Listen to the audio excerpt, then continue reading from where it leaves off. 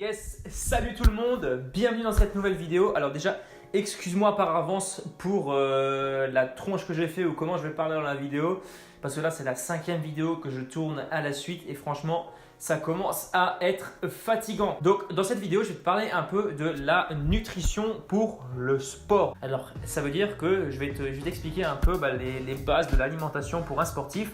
Je ne suis pas un nutritionniste déjà, je ne suis pas nutritionniste, je ne suis pas un médecin, mais j'ai pu déjà acquérir quelques connaissances dans la nutrition sportive et j'aimerais justement partager tout ça avec toi. Aujourd'hui, je te dis à tout de suite dans la vidéo.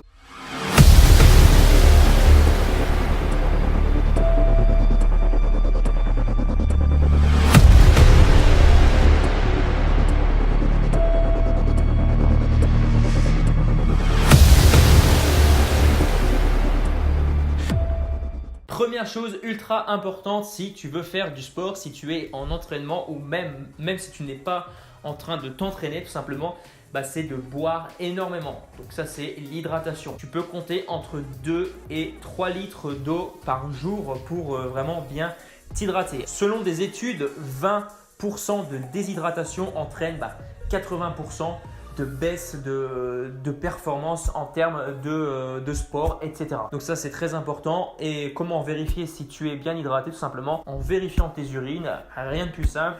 Si elles sont trop foncées, ça veut dire que tu souffres de déshydratation. Si elles sont claires, eh bien c'est bien, ça veut dire que tu as bien bu et que tu peux continuer sur cette lancée. Il est également très important de boire une eau de très bonne qualité. Ça ne sert à rien d'essayer de boire si tu es en ville de l'eau du robinet, alors utilise ce qu'on appelle des petits filtres pour filtrer l'eau.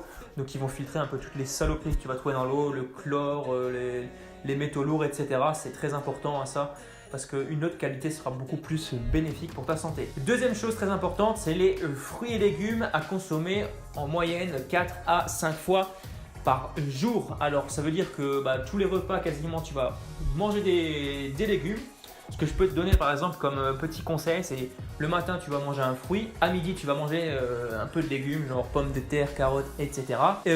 Par exemple à 4 heures tu vas remanger un fruit et le soir pareil tu vas manger des légumes. Alors c'est un petit exemple comme ça, mais c'est ça qui va vraiment faire varier un peu tous tes repas et qui va t'apporter vraiment tout ce qu'apportent les légumes, à savoir des vitamines A, B, C et E et un apport en eau et en fibres. Les fibres qui sont super importantes pour tes muscles. Et l'autre avantage des légumes, c'est la présence d'antioxydants qui sont aussi très importants dans l'alimentation. Troisième chose, alors je vais essayer d'aller plus vite, ce sont tout simplement les produits laitiers qui vont vraiment apporter tes besoins en calcium, en protéines et en vitamine D. Ça c'est aussi également très important. Alors le calcium pour les os, les protéines pour les muscles également. Pourquoi c'est important de solidifier tes os? Parce que si par exemple tu es dans un sport qui génère des contacts sol, par exemple la boxe, je sais pas, le foot par exemple, tu as des risques de tomber au sol, et ça va limiter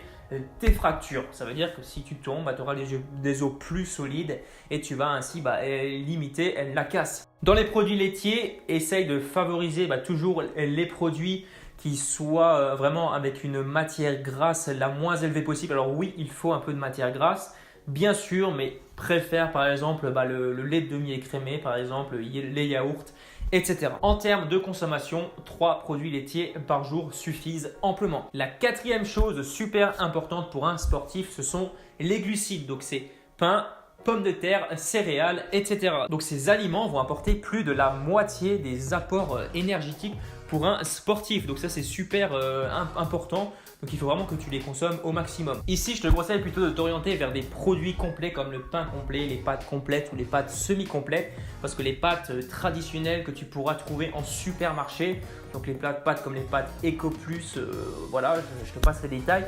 Donc simplement ces pâtes vont vraiment agir comme des sucres rapides et elles vont avoir un très faible impact en termes d'apport énergétique. 5e aliment à consommer en règle générale une demi-portion par jour, c'est tout simplement les viandes, volailles, poissons et autres produits de la pêche. Ça va tout simplement t'apporter des protéines et ça va renforcer tes muscles encore une fois. Également, ce qui est très important dans tous ces produits-là, ça va t'apporter du fer. Et à quoi sert le fer?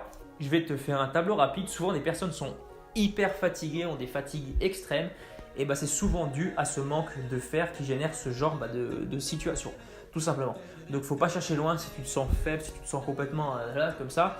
Bah, c'est peut-être que tu manques de fer, il va falloir songer à en apporter dans ta nourriture. Enfin, 6e et 7e point, donc là j'ai tout réuni en une seule chose, ce sont les graisses, les produits sucrés, etc. Alors oui, c'est bien d'avoir des graisses, oui, c'est bien de manger de temps en temps des produits sucrés, notamment pendant l'entraînement, ça va vraiment te booster sur le coup, mais c'est vraiment à consommer avec modération. Donc voilà, donc toutes les sucreries, tous les petits gâteaux, bah, tu les mets au placard si tu as vraiment l'habitude d'en prendre tous les jours. Alors bien sûr, si tu es un gros consommateur de ce genre de sucreries, c'est pas forcément évident au début de s'en débarrasser, de se débarrasser de cette mauvaise habitude, surtout de grignoter entre les repas, etc. Et ben mets en place des petites choses concrètes tous les jours.